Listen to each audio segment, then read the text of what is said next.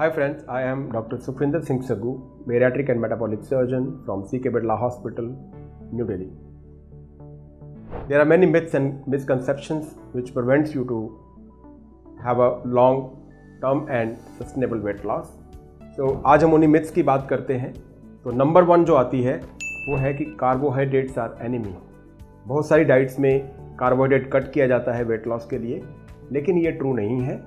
हमें कार्बोहाइड्रेट लेना है बिकॉज ब्रेन की बहुत सारी एक्टिविटी के लिए जो कैलोरी यूज़ होती है मोर देन 50% वो कार्बोहाइड्रेट से ही आती है.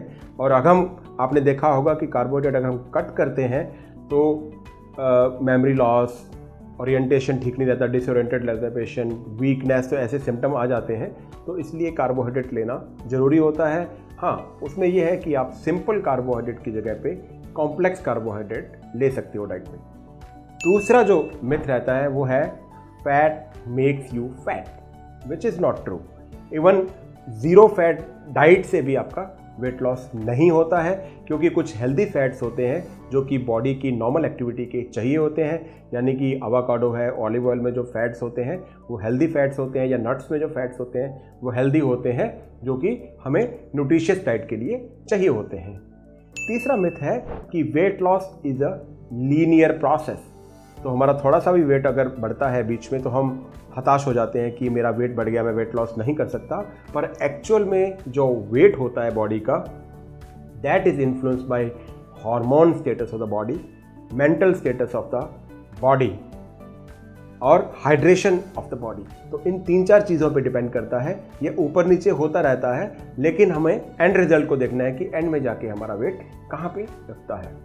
चौथा मिसकंसेप्शन रहता है कि हमें क्वांटिटी ऑफ वेट लॉस चाहिए, हम ज़्यादा अगर क्वांटिटी में वेट लॉस करेंगे वो ही हमारे लिए इफेक्टिव होगा. लेकिन ऐसा नहीं है दोस्तों.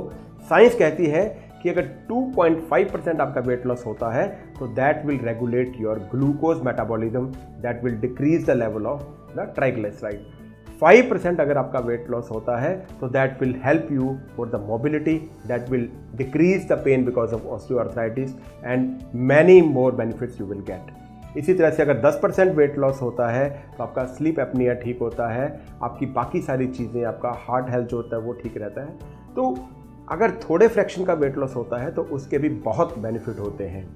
5वां आपका आता है कि pills and supplements can help you for the weight loss without diet and exercise.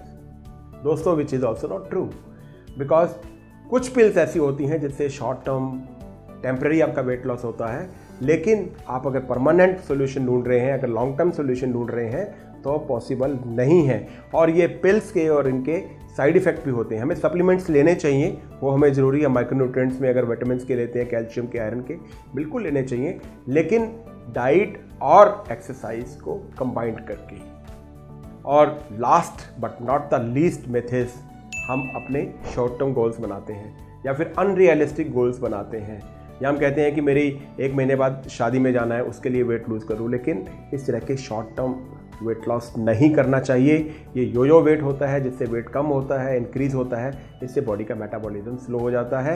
हमें रियलिस्टिक गोल करने चाहिए. तो all you need to do for your weight loss is you have to have a will power. The weight regulation is a complex process and that has to be done by combination of diet, exercise, behaviour modification. बहुत important है. So setting a realistic goal is the key for long term weight loss.